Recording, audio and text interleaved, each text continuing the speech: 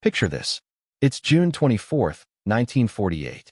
You wake up in Berlin, the heart of what was once Nazi Germany, now a shattered city trying to piece itself back together after the most devastating war in human history.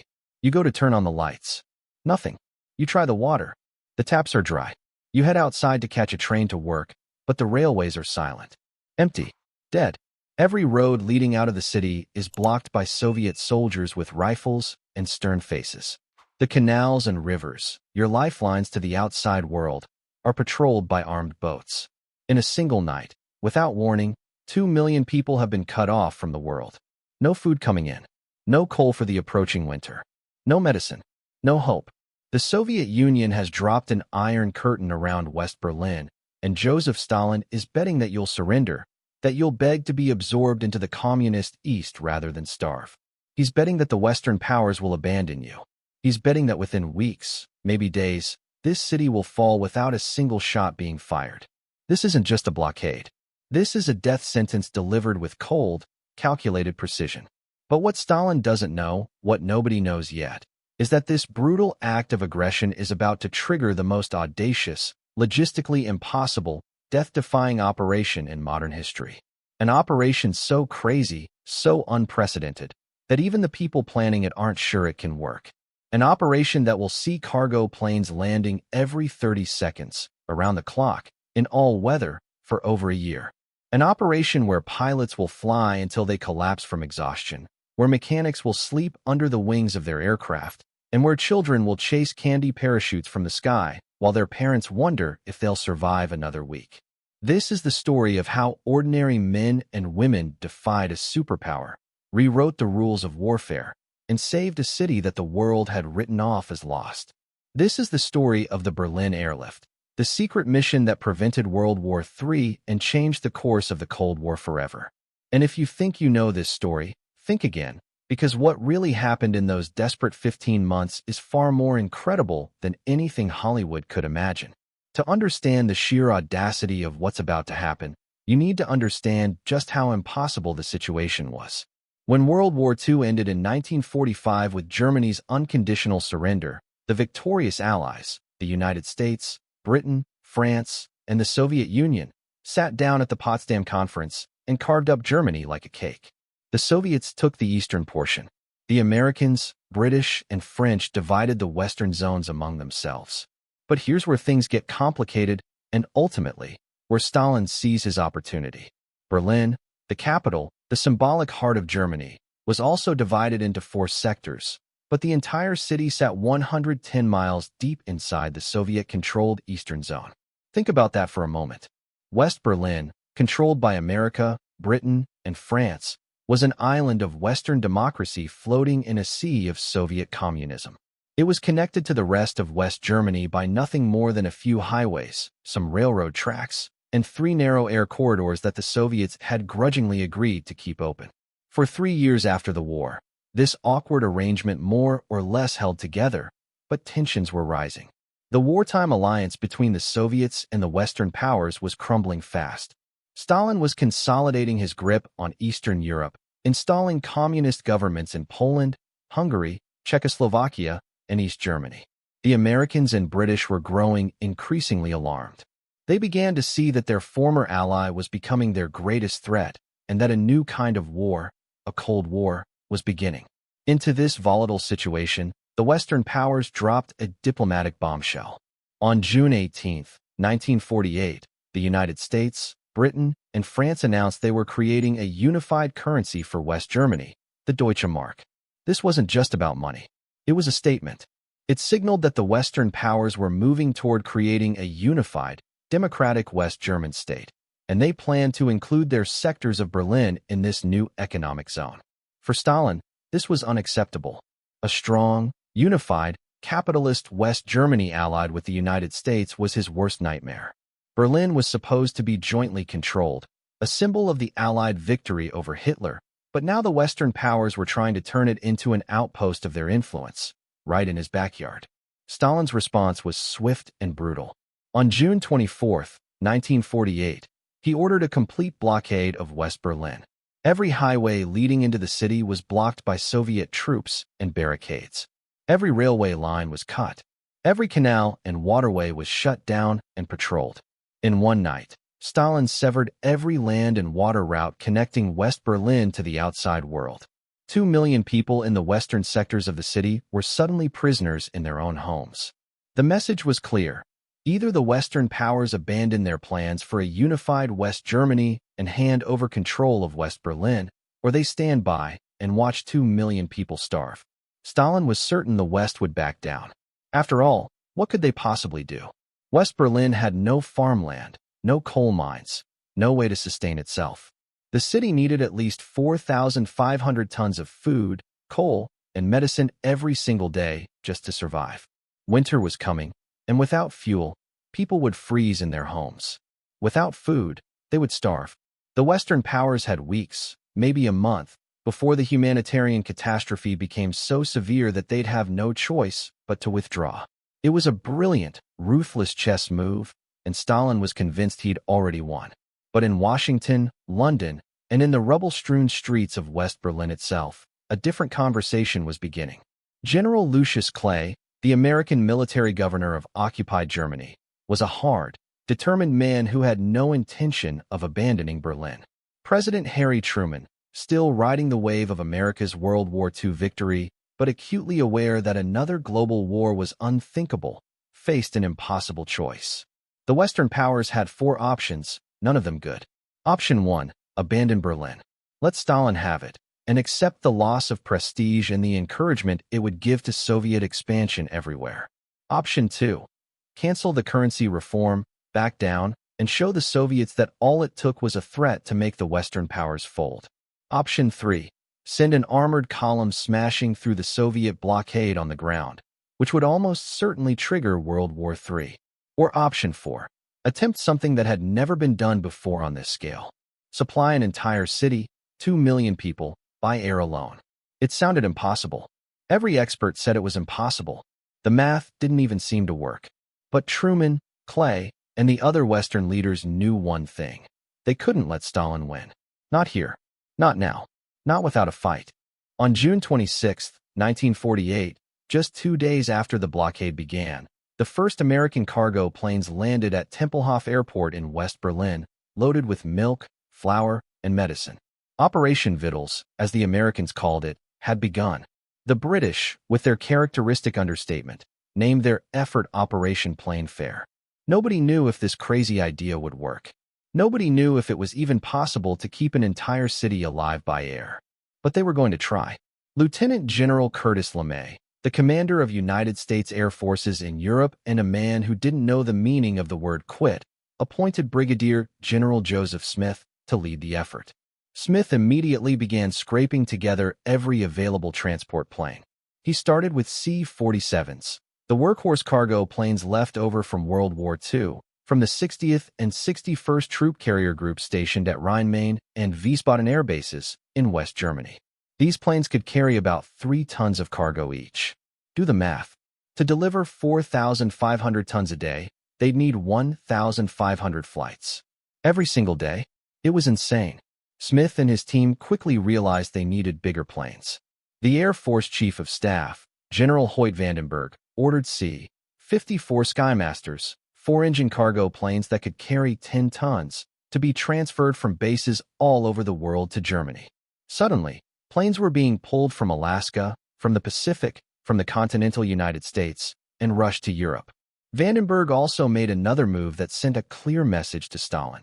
He deployed 90 B-29 bombers, the same planes that had dropped atomic bombs on Hiroshima and Nagasaki, to bases in the United Kingdom. The message was unmistakable. America was committed to this airlift, and if the Soviets tried to stop it by force, the consequences would be catastrophic. But even with the bigger planes and the growing fleet, the operation was chaos. Planes were arriving at different times, from different bases, with different cargo. Loading and unloading was haphazard. Air traffic control was a nightmare. Pilots were exhausted. There were near misses in the air corridors. Something had to change, and it had to change fast. In late July 1948, just 1 month into the operation, the man who would turn this desperate gamble into a finely tuned machine arrived in Germany. Major General William Tunner was a legend in military airlift circles. During World War II, he had commanded the Hump operation, flying supplies over the Himalayas from India to China, one of the most dangerous airlift missions ever attempted. If anyone could make the Berlin Airlift work, it was Tunner. And Tunner didn't just want to make it work. He wanted to make it a masterpiece of efficiency. Tunner looked at the Berlin Airlift and saw not a humanitarian mission but a manufacturing problem. He needed to move cargo from point A to point B with maximum efficiency and minimum waste. He treated the 3 air corridors like conveyor belts in a factory. Planes would enter the northern and southern corridors from bases in West Germany, fly to Berlin, land, unload, and then return via the central corridor. One-way traffic. No exceptions. He created a strict schedule. Planes took off every few minutes, flew at assigned altitudes and speeds, and landed in Berlin at precise intervals. If a plane missed its landing slot because of weather or mechanical problems, it didn't circle and try again. That would clog up the whole system. Instead, it returned to base, got back in line, and tried again on the next scheduled run. At the Berlin end, Tunner revolutionized ground operations.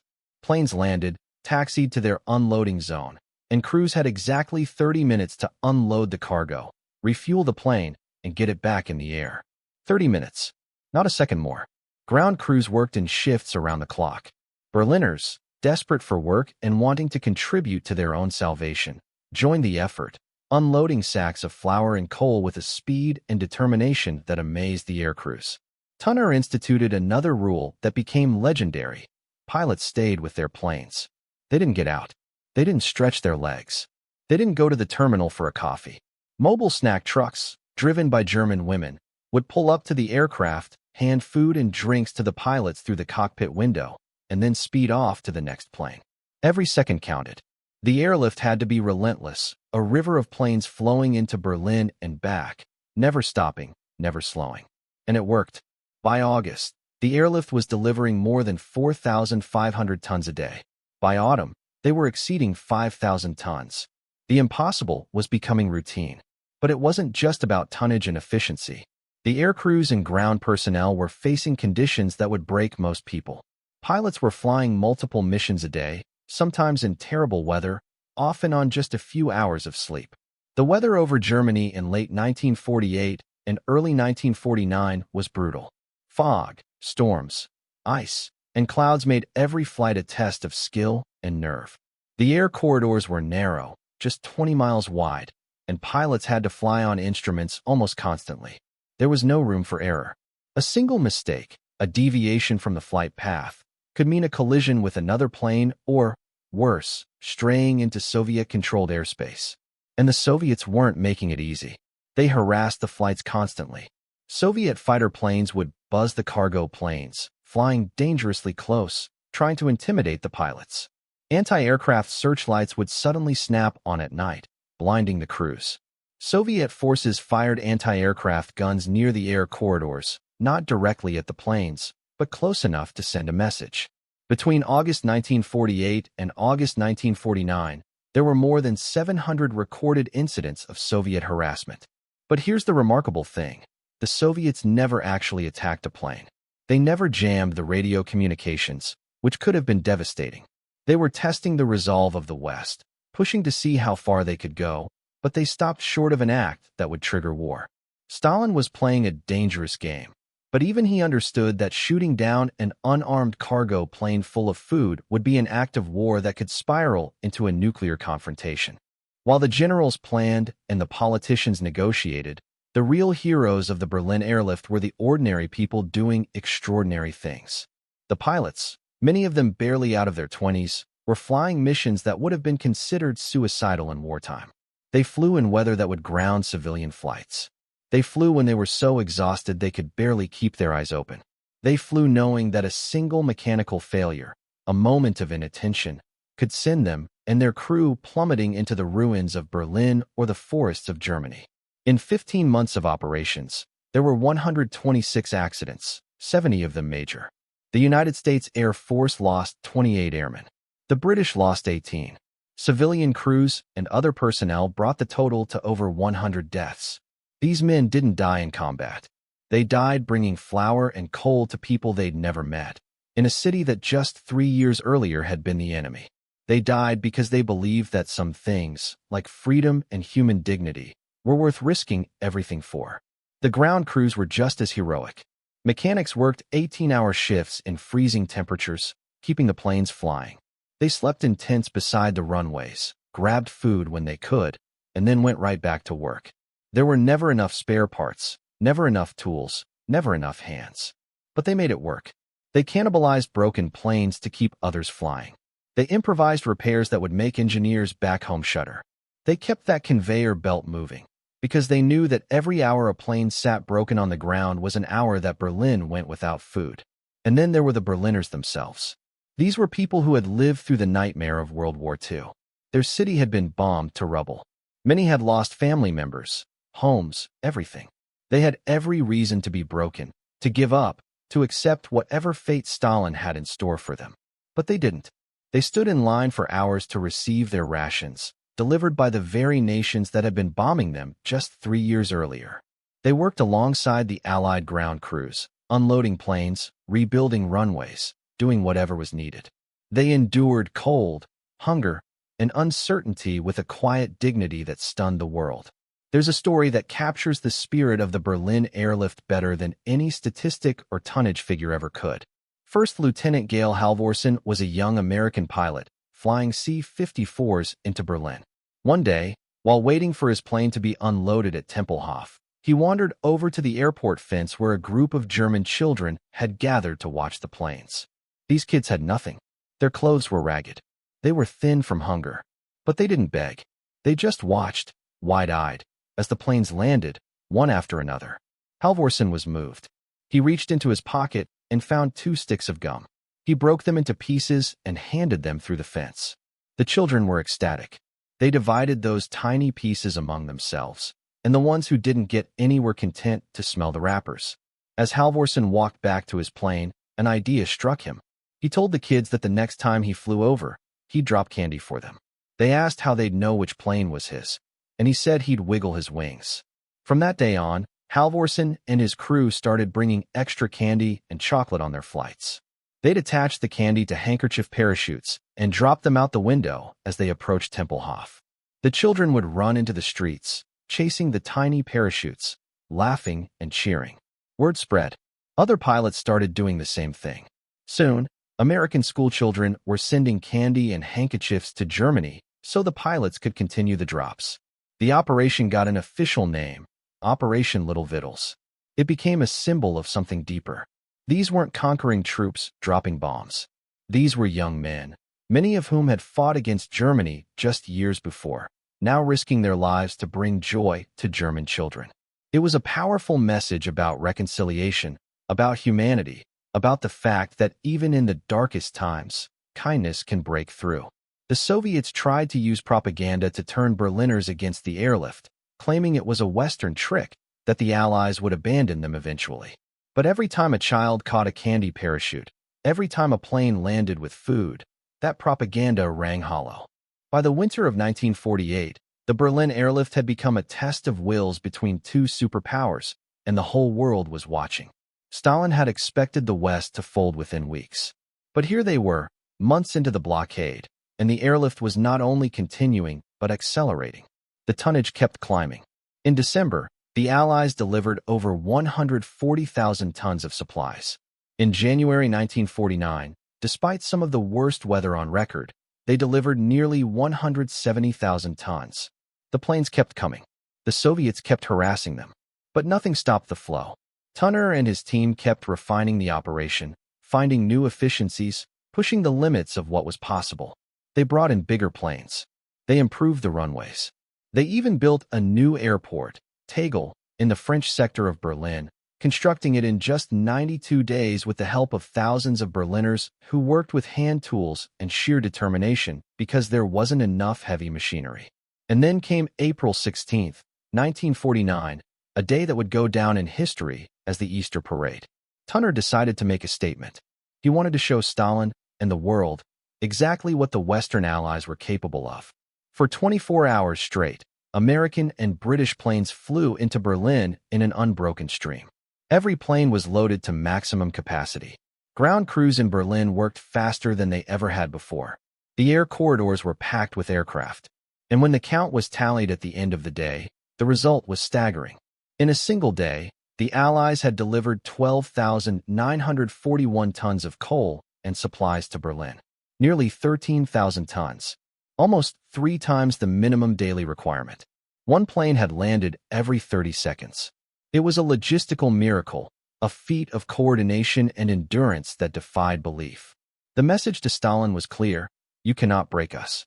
You cannot starve this city. We can do this forever if we have to. Stalin finally understood that the blockade had failed. The Western powers weren't going to back down. The people of West Berlin weren't going to surrender. If anything, the blockade had backfired spectacularly.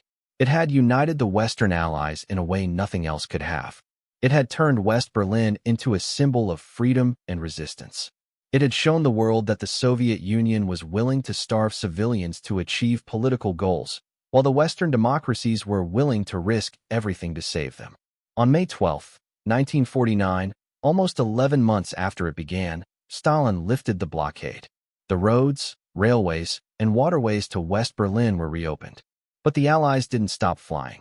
They didn't trust Stalin not to reimpose the blockade, so they kept the airlift going through the summer, stockpiling food, coal, and medicine in Berlin just in case. Operation Vittles officially ended on September 30, 1949, after 15 months of continuous operations. The final numbers were staggering. The operation had transported more than 2.3 million tons of supplies on over 277,000 flights. American aircraft alone had carried more than 1.7 million tons and over 62,000 passengers. At its peak, the operation had employed over 225 C-54 Skymasters, 108 C-47s, and several experimental heavy-lift aircraft, including the massive C-74 and the prototype YC-97. Moment when the post-war world order crystallized and the lines of the Cold War were drawn in sharp relief. Before the airlift, there was still some ambiguity about whether the United States would truly commit to defending Western Europe against Soviet expansion. After the airlift, there was no question. The United States had proven it would go to extraordinary lengths, risk confrontation, and expend enormous resources to contain communism and protect freedom. In the immediate aftermath, the consequences were profound. West Germany moved rapidly toward becoming a unified, democratic state.